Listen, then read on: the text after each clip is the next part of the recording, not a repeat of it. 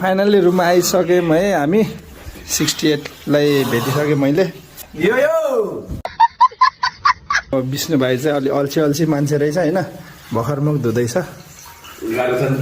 कसलाई छोडिदिएको चिठी रहेछ यो? डियर सानो भने ल ल ल पढ्नु म हजुरलाई संसारमै सबैभन्दा बढी माया गर्छु। ओहो हजुर अरू केटीसँग बोल्दा हाँस्दा मलाई साह्रै नै मन दुख्छ। आई मिस यु सानो, love you love you love you मान्छे लभ यु।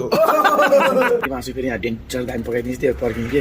68 को मालिकले यार बिना मासु त भात खान्न हुन्न यार। हेट ढुन्ने यार भन्नु त। चिकन आइसक्यो चिकन।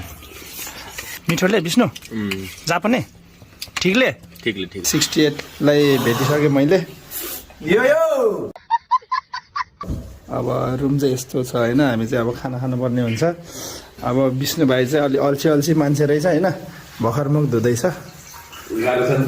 ढुक्क हो नि होइन? डियर सानो, मेरो मम्मी बाबालाई हाम्रो बारेमा थाहा भयो भने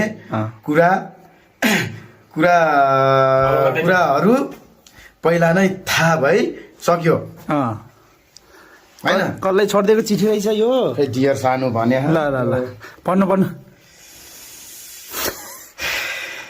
लामो छ चिठी। चिठीले त देश खान्छ। अब यस्तो भनेछन् कहाँ भेट्टाको र? म हजुरलाई संसारमै सबैभन्दा बढी माया गर्छु। ओहो चिठी त खै यहाँ पुग्यो क्या। माया गर्छु कता पुग्यो? माया गर्छु। मलाई थाहा छ हजुरले पनि मलाई माया गर्छ। गर्नुहुन्छ होइन? पुरानो जमाना हाम्रो बारेमा के भने यो हाम्रो ब्रेकअप होइन। त्यो दिनमा मैले सबै कुरा मम्मी बाबालाई के सिकाएर भनेको हो होइन। म कहिले पनि हजुरलाई के छोड्न चाहन्न। कसको चिठी हो यस्तो? यो रिलेसनसिप अझै अगाडि बढाउन चाहन्छु। हामीले चाहिँ म हजुरलाई आफ्नो लाइफ पार्टनर बनाउन चाहन्छु। केटीले हो खासै छोड्नु लाइफ पार्टनर बनाउन चाहन्छु। हजुरसँग आफ्नो जिन्दगी बिताउन चाहन्छु।